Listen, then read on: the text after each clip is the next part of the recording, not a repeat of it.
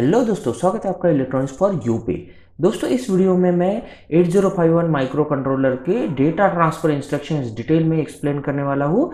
लेकिन उसकी शुरुआत करेंगे इंस्ट्रक्शंस से। देखिए, 8051 के केस में हमारे पास टोटल 255 इंस्ट्रक्शंस है। अब हमें पता है कि हमारा जो ऑपकोड रहता है 8051 में, वो रहता है 8 बिट का, जो 00 से लेके शुरू होता है और FF तक एंड होता है। इसमें सिर्फ ये टोटल नंबर हो गए 256। इसमें से सिर्फ A5 ये नंबर छोड़ के हमारे पास पूरी इंस्ट्रक्शंस अवेलेबल है, टोटल 255। हमारे पास 5 टाइप की अलग अलग इंस्ट्रक्शंस रहती है, जो कि डेटा ट्रांसफर इंस्ट्रक्शन है, arithmetic, logical instruction, Boolean instruction और ब्रांचिंग इंस्ट्रक्शन। इसमें से बुलियन इंस्ट्रक्शन ये सभी के अलग अलग पार्ट्स में इंक्लूड रहेगी। अब देखिए, इस वीडियो में मैं डेटा ट्रांसफर इंस्ट्रक्शन बता रहा हूँ। तो देखिए, हमारे पास जो डेटा है वो एक लोकेशन से लेकर दूसरे लोकेशन में हमें ट्रांसफ़र करना रहता है। ठीक है, जहाँ से हम ट्रांसफ़र करते हैं उसको कहते हैं सोर्स, और जहाँ पर ट्रांसफ़र करते हैं उसको कहते हैं हम डेस्टिनेशन। अब देखिए, ये जो सोर्स और डेस्टिनेशन है, यानी ये कुछ ना कुछ लोकेशंस है या फिर डेटा है। ये एक तो लोकेशन रहेगा या फिर डेटा रहेगा। तो ये डेटा हमें एक्चुअली ट्रांसफ़र करना है डेटा ट्रांसफ़र इंस्ट्रक्शन में। इसीलिए सोर्स और डेस्टिनेशन क्या है, तो सिंपली उसके लिए आपको पता होनी चाहिए कि 8051 में रजिस्टर्स जो है ये कौन से है। 8051 के केस में हमारे पास एक्यूमुलेटर रजिस्टर है, रजिस्टर बी है। इसके अलावा हमारे पास 8 रजिस्टर है, R0 से लेकर R7 तक। ये जो सभी रजिस्टर्स है, इसको हम रजिस्टर बैंक्स में डिवाइड करते हैं। तो हमारे पास 4 रजिस्टर बैंक रहती है। इसका मतलब है 4 रजिस्टर बैंक मल्टीप्लाइड बाय ये 8 रजिस्टर्स, तो हमारे पास टोटल 32 रजिस्टर्स है। लेकिन सभी के नाम जो है ये R0 से लेकर R7 तक ही है। इसके अलावा एक्सटर्नल रैम मेमोरी को एक्सेस करने के लिए हमारे पास है DPTR। ये जो DPTR है ये एक 16 बिट का रजिस्टर है, जो दो पार्ट्स में डिवाइड होता है, DPL और DPH। DPL और DPH दोनों के दोनों 8 बिट के रजिस्टर्स है, जो कि डेटा पॉइंटर हायर और डेटा पॉइंटर लोअर इंडिकेट करते हैं। इसके अलावा प्रोग्राम मेमोरी जो है उसको एक्सेस करने के लिए हमारे पास प्रोग्राम काउंटर रजिस्टर रहता है। अभी मैंने बात की थी डेटा मेमोरी यानी रैम की। ये जो रैम रहता है, इंटरनल रैम है 00H से लेकर FF तक। ये सभी के सभी 8 बिट का ही मेमोरी लोकेशन है। सिमिलरली प्रोग्राम मेमोरी का भी जो मेमोरी लोकेशन है ये 8 बिट का रहता है, लेकिन ये प्रोग्राम मेमोरी हम एक्सेस कर सकते हैं 0000 से लेकर FF तक। इसका मतलब है ये ओवरऑल 16 बिट का एड्रेस हम इस्तेमाल कर सकते हैं इसके लिए। तो 16 बिट का एड्रेस करने के लिए ही हमारे पास जो प्रोग्राम काउंटर रहता है ये 16 बिट का रहता है। तो इस तरह से प्रोग्राम मेमोरी और डेटा मेमोरी हम इस्तेमाल करते हैं हमारे इंस्ट्रक्शंस में। अब देखिए, हमने अभी बात की थी सोर्स और डेस्टिनेशन की। हमारे पास पहली जो 8051 के केस में इंस्ट्रक्शन है, ये है मूव इंस्ट्रक्शन। बहुत ही इंपॉर्टेंट इंस्ट्रक्शन है जिसको हम इस्तेमाल करते हैं कॉपी करने के लिए। देखिए, यहाँ पर आपको कंप्यूटर के साथ यहाँ पर कंफ्यूज नहीं होना है, बिकॉज सिंपली मूव इंस्ट्रक्शन जो है ये कॉपी करने के लिए इस्तेमाल होती है, ना कि कट पेस्ट के लिए। तो मूव इंस्ट्रक्शन का मतलब रहेगा कॉपी पेस्ट। अब देखिए, सिंपली पहली ये जो मूव इंस्ट्रक्शन है इसका फॉर्मेट कुछ इस तरह से रहता है। मूव पहले आता है डेस्टिनेशन और उसके बाद है सोर्स। ये जो डेस्टिनेशन और सोर्स है इसको हम कहते हैं ऑपरेंड्स। अभी हमने जो इंडिकेट किए थे 8051 के केस में वो भी ऑपरेंड्स ही थे। और ये जो मूव है ये है ऑपकोड। कॉपी करने के लिए जो ऑपकोड इस्तेमाल होता है वो है मूव, और इसमें सोर्स और डेस्टिनेशन रहेगी।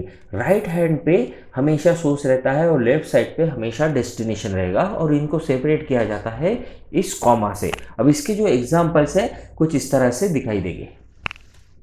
मूव A,#55H, मूव R0, ये अभी सभी इंस्ट्रक्शंस क्या है थोड़ी देर में आपको पता चल जाएगा। अब ये इंस्ट्रक्शंस जो है इसमें हैश यूज़ किया है, R0 यूज़ किया है, R3 यूज़ किया है, इसको जनरली कैसे इंडिकेट करते हैं तो ये जानेंगे इसमें। देखिए A का मतलब रहता है एक्यूमुलेटर। हमारे इंस्ट्रक्शन में Rn अगर इस्तेमाल होता है तो Rn का मतलब है R0 से लेकर R7 तक कोई भी रजिस्टर। तो हो सकता है ये R0 है, R1 है, R2 है, R3, R4, R5, इस तरह से कोई भी रजिस्टर हम लिख सकते हैं Rn से। Rn होने के बाद नेक्स्ट है डायरेक्ट। डायरेक्ट का सिंपली मीनिंग है internal RAM location. Internal RAM location 8 bit का रहता है। ये रैम लोकेशन है 00 से लेकर एफ तक हम इंडिकेट करते हैं, लेकिन मोस्टली जो रैम है उसको इंडिकेट करने के लिए हम 30S से लेकर 7FH तक के जो नंबर्स है वो इस्तेमाल करते हैं। लेकिन डायरेक्ट का जो डायरेक्ट मीनिंग रहेगा वो 00 से लेकर एफ तक कोई भी नंबर हो सकता है। इसके अलावा @RI जो रहेगा, @ इंडिकेट करता है इनडायरेक्ट एड्रेसिंग मोड, इसीलिए @RI का मतलब रहेगा indirect RAM address indicated by RI। ठीक है, ये जो RI रहेगा ये रहेगा R0 या फिर R1 रजिस्टर। जैसे Rn का मतलब R0 से R7 तक था, वैसे ही @RI का मतलब रहता है R0 या फिर R1 रजिस्टर। हैश डेटा का मतलब है 8 बिट का कांस्टेंट, यानी सिंपली 8 बिट का नंबर। एड्रेस 16 का मतलब रहता है 16 बिट का एड्रेस, जो हम इंडिकेट करते हैं 000 से लेकर एफ तक। तो ये हो गया 16 बिट। एड्रेस 11 का मतलब है 11 बिट एड्रेस। फिलहाल हम ये इस्तेमाल नहीं करेंगे। रिलेटिव एड्रेस REL, ये भी हम फिलहाल इस्तेमाल नहीं करेंगे, जिसको मैं लेटर जो नेक्स्ट कुछ वीडियोस है उसमें आएगा तो एक्सप्लेन करूँगा। बिट जो रहता है BIT बिट, ये बीट एड्रेसेबल IO पिन या फिर किसी पर्टिकुलर बीट को इंडिकेट करता है या फिर बिट एड्रेस को इंडिकेट करता है। C का मतलब है कैरी फ्लैग PSW रजिस्टर का, ये भी हम इस्तेमाल करने वाले हैं इंस्ट्रक्शंस पे। तो फिलहाल हम ये जो रिलेटिव एड्रेस है 11 बिट एड्रेस है ये इस्तेमाल नहीं करेंगे, बाकी सब हम इस्तेमाल करने वाले हैं। देखिए अभी मैंने बताया था मूव इंस्ट्रक्शन के बारे में। मूव इंस्ट्रक्शन में सोर्स और डेस्टिनेशन रहता है।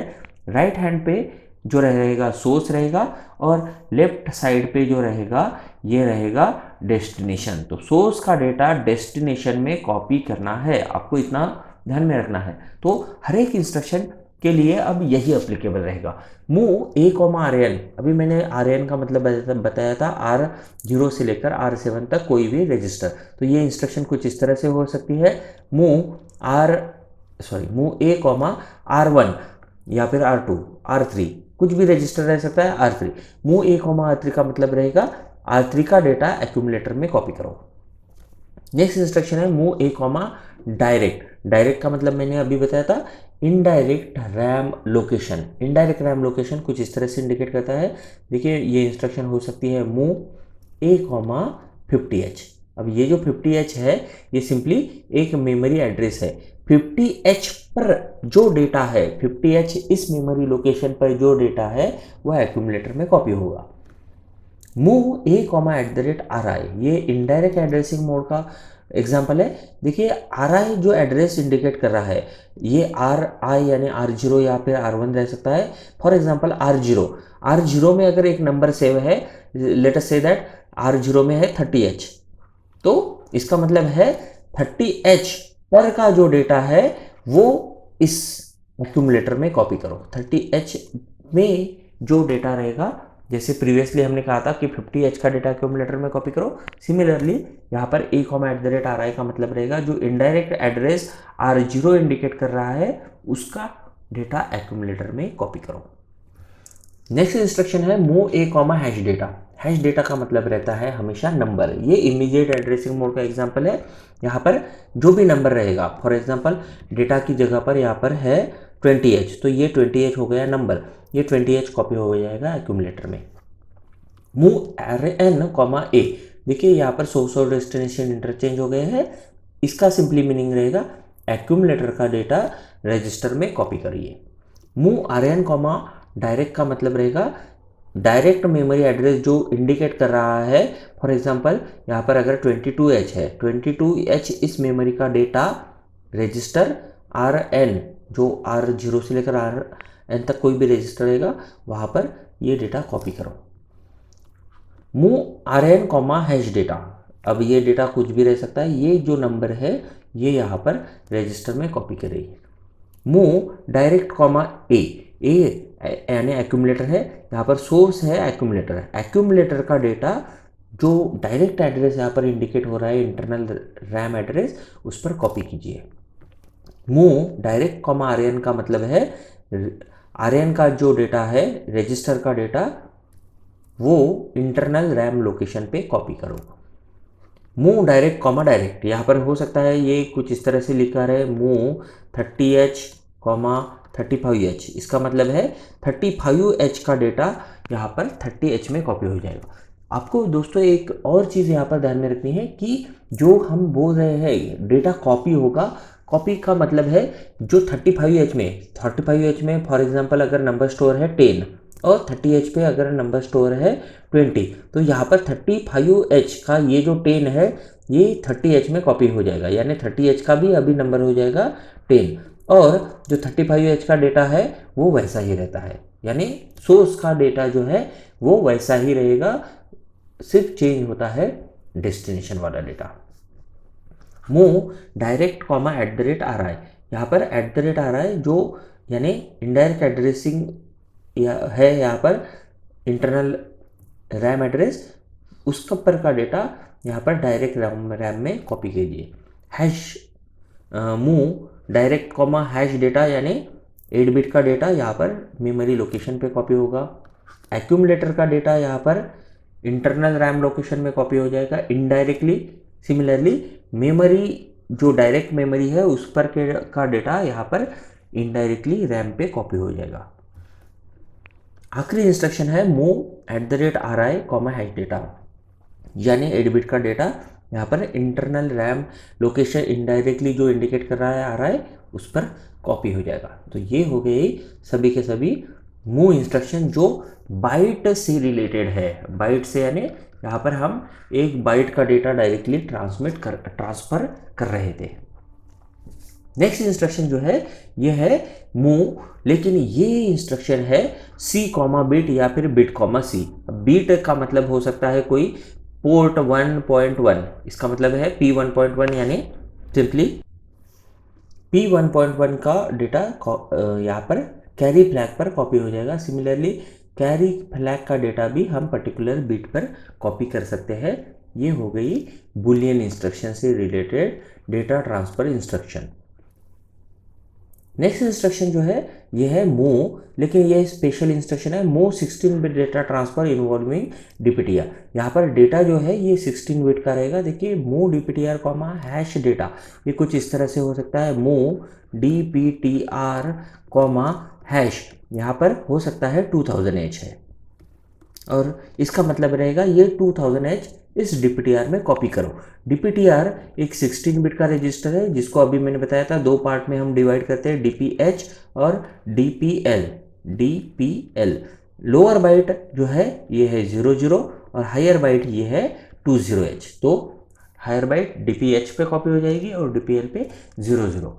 नेक्स्ट इंस्ट्रक्शन है मूव C। अब देखिए यहाँ पर ऑपकोड जो है ये चेंज हो गया है, मूव के आगे लग गया है C जो है इसका सिंपली मीनिंग है कोड बाइट। कोड बाइट यानी ये रिलेटेड है प्रोग्राम मेमोरी से। प्रोग्राम मेमोरी यानी आपको पता होगा सिंपली रोम। प्रोग्राम मेमोरी यानी रहती है रोम। रोम पर का डेटा अगर हमें कॉपी करना है एक्यूमुलेटर में, यहाँ पर हमेशा ये डेस्टिनेशन एक्यूमुलेटर रहेगा तो और एड्रेसिंग मोड जो रहेगा ये इंडेक्स एड्रेसिंग रहेगा। यहाँ पर देखिए एक्यूमुलेटर अगर है 30H, DPTR अगर इंडिकेट कर रहा है 2000H, ठीक है, DPTR है 2000H, एक्यूमुलेटर है 30H, तो एक्यूमुलेटर प्लस DPTR हो जाएगा। अब ये अगर हम ऐड करते हैं तो ये हो जाता है 2030H। तो 2030H ये एक प्रोग्राम मेमोरी है यानी रॉम है। इस पर्टिकुलर रॉम का जो डेटा है ये एक्यूमुलेटर में कॉपी हो जाएगा using MOVC A plus DPTR। Similarly यहाँ पर DPTR की जगह अगर प्रोग्राम काउंटर रिप्लेस करते हैं तो भी सेम चीज़ अप्लीकेबल रहेगी। इन दोनों की सम हो जाएगी और फिर वहाँ पर का डेटा एक्यूमुलेटर पर कॉपी हो जाएगा। ये हो गई MOVC इंस्ट्रक्शन। नेक्स्ट इंस्ट्रक्शन है MOVX। MOVX यहाँ पर X का मतलब रहता है एक्सटर्नल डेटा मेमोरी। X यानी एक्सटर्नल से इंडिकेट करता है तो एक्सटर्नल डेटा मेमोरी है। ये जैसे प्रीवियसली हमने बताया था कि प्रोग्राम मेमोरी का डेटा कॉपी करना है, सिमिलरली यहाँ पर जो एक्सटर्नल रैम है या फिर एक्सटर्नल डेटा मेमोरी है उसका डेटा हम कॉपी करते हैं। MOVX इंस्ट्रक्शन @RI, यहाँ पर @RI क्या इंडिकेट करेगा, तो सिंपली जो एक्सटर्नल रैम है वो पर्टिकुलर एड्रेस, ये 8 बिट का ही एड्रेस रहेगा लेकिन उसका डेटा एक्यूमुलेटर में कॉपी हो जाएगा। एक्सटर्नल रैम जो DPTR इंडिकेट कर रहा है उसका डेटा यहाँ पर एक्यूमुलेटर में कॉपी हो जाएगा।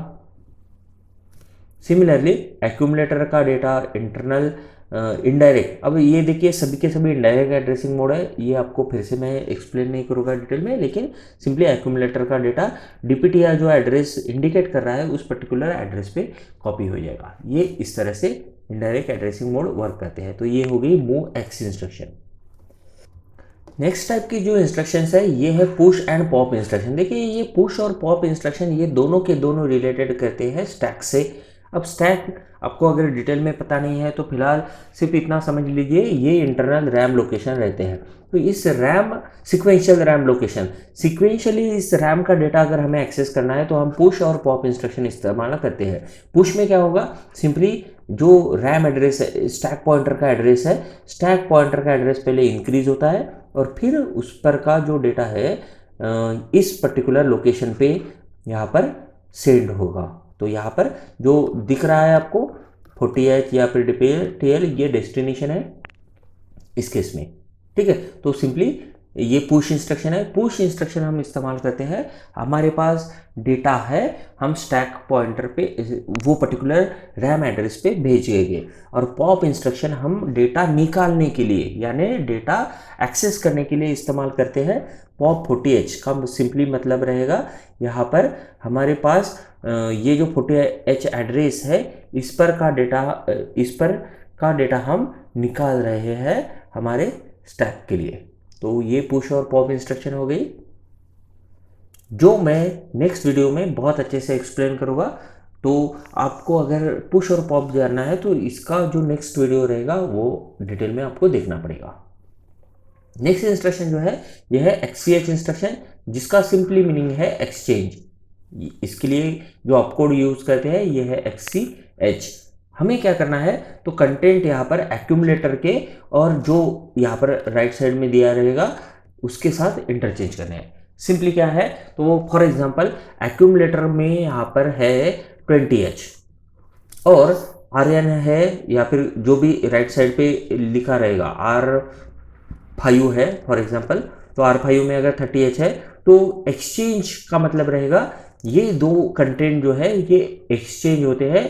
अब देखिए एक्यूमुलेटर में 30H आ जाएगा और R5 में 20H आ जाएगा अगर हम ये इंस्ट्रक्शन रन करते हैं। तो सिमिलरली ये डायरेक्ट मेमोरी के लिए और इनडायरेक्ट मेमोरी के लिए भी अप्लीकेबल है विथ एक्यूमुलेटर। एक्सचेंज हो गया। नेक्स्ट इंस्ट्रक्शन बहुत स्पेसिफिक है, फिर से एक्सचेंज ही है लेकिन यहाँ पर D आया है। D का मतलब है यहाँ पर हमें लोअर डिजिट जो है वो इंटरचेंज करना है। लोअर डिजिट जो रहता है ये 4 बिट से बना रहता है, तो इसलिए हम कह सकते हैं कि 4 बिट यहाँ पर इंटरचेंज होती है।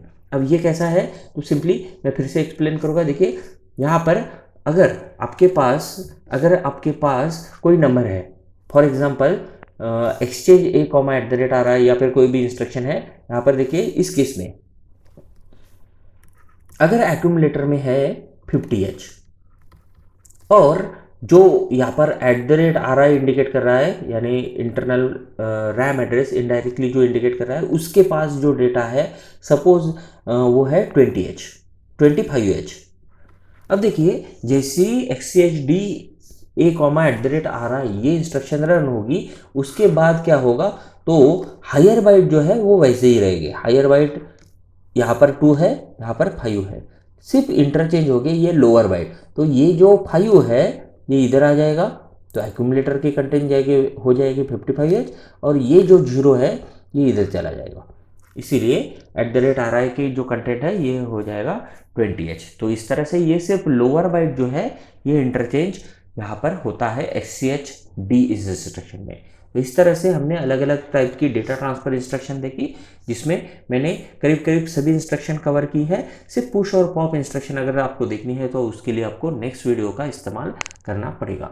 देखिए दोस्तों, अगर आपको ये वीडियो अच्छा लगा तो लाइक कीजिए, और अगर आपको कोई यहाँ पर डिस्कस करना है तो आप कमेंट सेक्शन में जाके कमेंट कर सकते हैं। Thank you.